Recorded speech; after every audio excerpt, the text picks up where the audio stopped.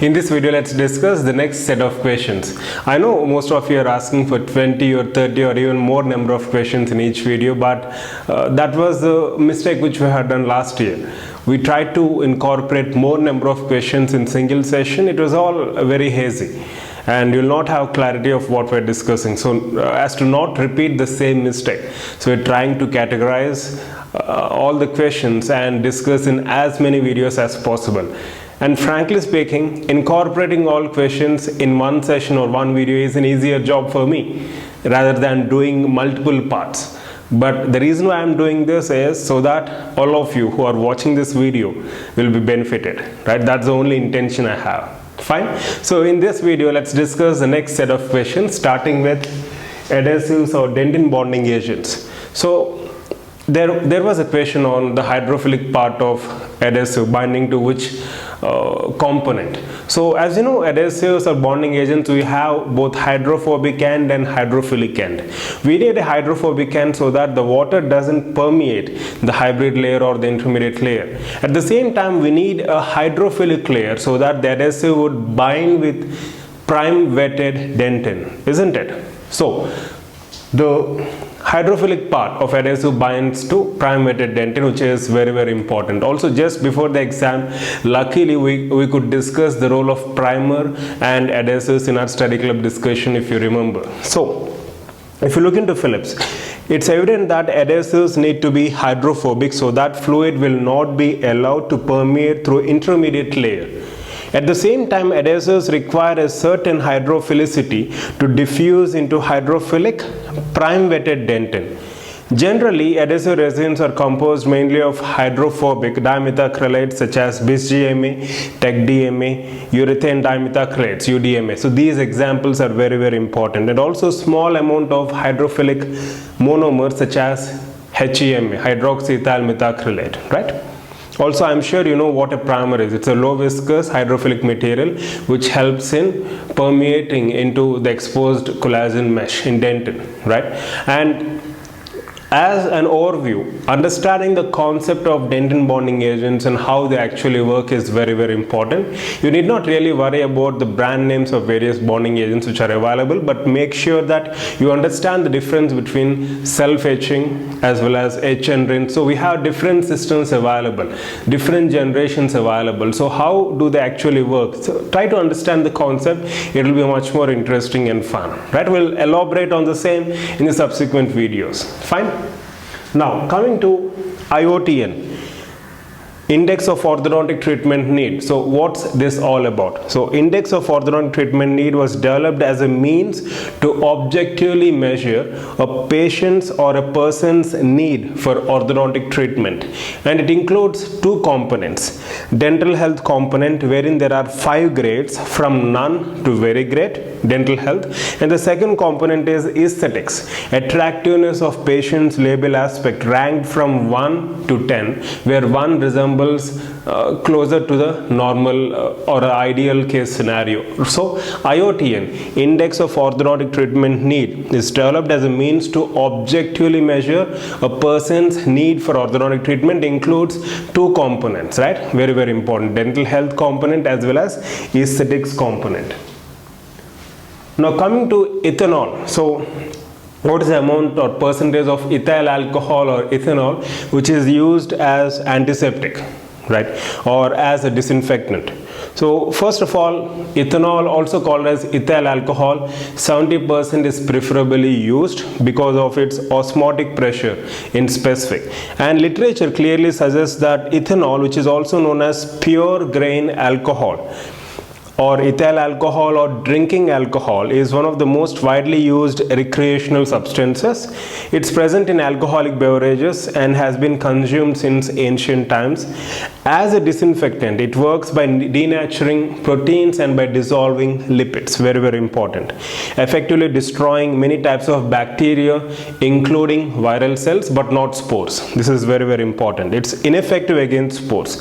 Ethanol is typically used in concentrations of 70% because higher concentrations evaporate too quickly and lower concentrations aren't as effective. So to have a balance between these higher and lower, we are using 70% ethyl alcohol or ethanol in disinfection, right? Now coming to wedging, a question from conservative dentistry. So we have different wedging techniques. Basically, a wedge is a material which is placed between two other materials, wedging. So we have different wedging techniques, as you know, double wedging, piggyback wedging, and wedging. So wedging is where one wedge is placed at 90 degrees compared to the orientation of the other wedge, especially on mesial aspect of maxillary first premolar, wherein there is concavity, in order to make sure that the matrix band is tightly adapted to surface of a tooth. So basically wedges are used for firmly adapting the band to surface of a given tooth, as well as to absorb moistures to some extent, especially when you're using wooden wedges. So as you can see in the image, it's mostly employed, wedging technique is mostly employed in case of mesial aspect of maxillary first premolar because of fluted roots or concavity. A second pointed wedge is inserted between the first wedge and the band to wedge a matrix band tightly in such margins, right? So that's wedging techniques. Now coming to internal jugular vein tributaries. So we have a mnemonic in order to remember this. In fact, when we were discussing the same topic in our Rising Stars WhatsApp group for undergraduates, one of the students have actually given the mnemonic, and what I found out was it was widely known and widely discussed elsewhere. So the mnemonic to remember internal jugular vein tributaries is: medical schools, let confident people in. So this seems to be very interesting. Medical schools, let confident people in. So just observe the first letter of each word. It will be easy for you to remember various tributaries from inferior to superior, starting from M, middle thyroid, S, superior thyroid, L, lingual, C, common facial, P, pharyngeal, and I, inferior petrosal sinus. So these are various tributaries of internal jugular vein. So when you have a mnemonic, it will be easy for you to remember, at least till the date of exam, if not lifetime, right? Now coming to the next one, lingual nerve. As you know, lingual nerve is a branch of mandibular division of trigeminal nerve. So mandibular division has branches from main trunk, anterior division, and posterior division. So we need to be very much specific when we are going through the topics. And literature clearly gives that lingual nerve is a branch of posterior division of mandibular nerve, right? That's very, very important. So if you look into the literature, from the main trunk of mandibular division we have muscular branches and meningeal branch, which is sensory, and from anterior division we have sensory branch, buccal, and various motor branches like mesoteric, deep temporal, lateral pterygoid, and from posterior division we have auriculotemporal, lingual, which is sensory.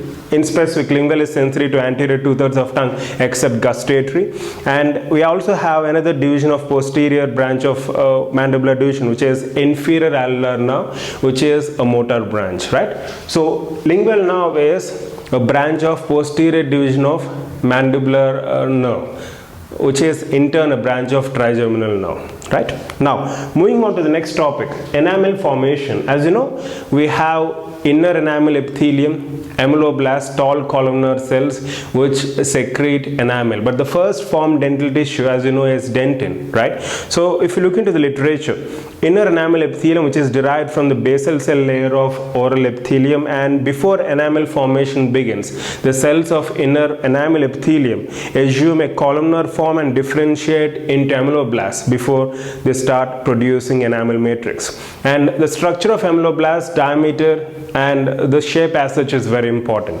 Ameloblasts are cells which secrete enamel proteins, enamelin and amelogenin, which will later mineralize to form enamel of teeth. And this enamel, as you know, is the strongest substance in the body. Each ameloblast is approximately 4 microns in diameter and 40 microns in length and has a hexagonal cross section, keyhole shaped. The secretory end of ameloblast ends in a 6-sided pyramid-like projection known as Tomb's process. So enamel is formed from ameloblasts, and these ameloblasts originate from inner enamel epithelium, right? Very, very important. Very basic, yet there shouldn't be any confusion regarding these concepts, right? Now coming to dentinogenesis. So dentin is formed from which germ layer? So if you look into the literature, during the Bell stage, cells in the periphery of dental papilla become odontoblasts. These cells differentiate from mesenchymal cells, very important. As the odontoblasts elongate and become columnar, they form a matrix of collagen fibers identified as predentin, and after 24 hours this increment of matrix calcifies and becomes dentin. So predentin is not calcified, whereas dentin is something which is formed after calcification of predentin. When several increments of dentin has been formed, the differentiated ameloblasts deposit enamel matrix. This is very important, and there shouldn't be any ambiguity or confusion. Dentinogenesis always precedes amelogenesis, right? So no confusion whatsoever. Now coming to next topic, management of acute diarrhea. So I'll present you a table so that you can just have an overview of how to manage a case of acute diarrhea. So this was given in American Journal of Gastroenterology. So you can see approach to empiric therapy and diagnostic directed management of adult patient with acute diarrhea, right? So you can see when there is passage of more than three unformed stools in 24-hour plus an enteric symptom like nausea, vomiting, etc., then we go for oral fluid therapy, and food includes soups, broths, broiled or baked foods, etc. So depending upon the nature of diarrhea, if it is watery diarrhea, on left side you have the management flow chart, and if it is a dysenteric diarrhea, which means grossly bloody stools, then you have the following management criteria. Nevertheless, antibiotic therapy. So empiric treatment, azithromycin 1 milligram in single dose or 500 milligrams once daily for 3 days, right? So we have a specific protocol to be followed in order to manage a case of acute diarrhea, right?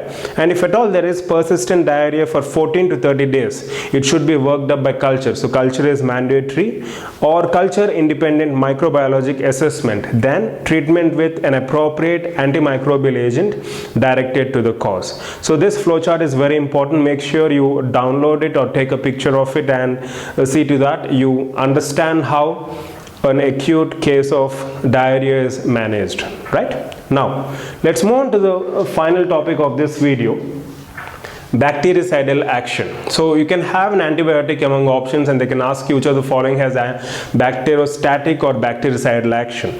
So primarily bacteriostatic antibiotics include sulfonamides, tetracyclines, chloramphenicol, erythromycin, ethambutol, clindamycin, as you can see in the table.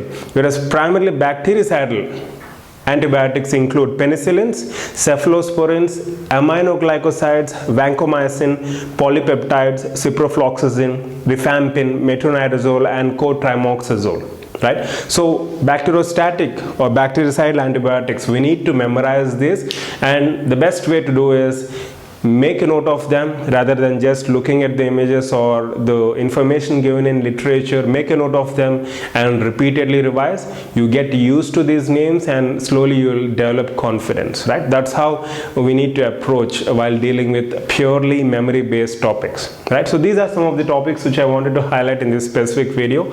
As I said, we'll have more videos and more topics in the coming days. I hope it's clear.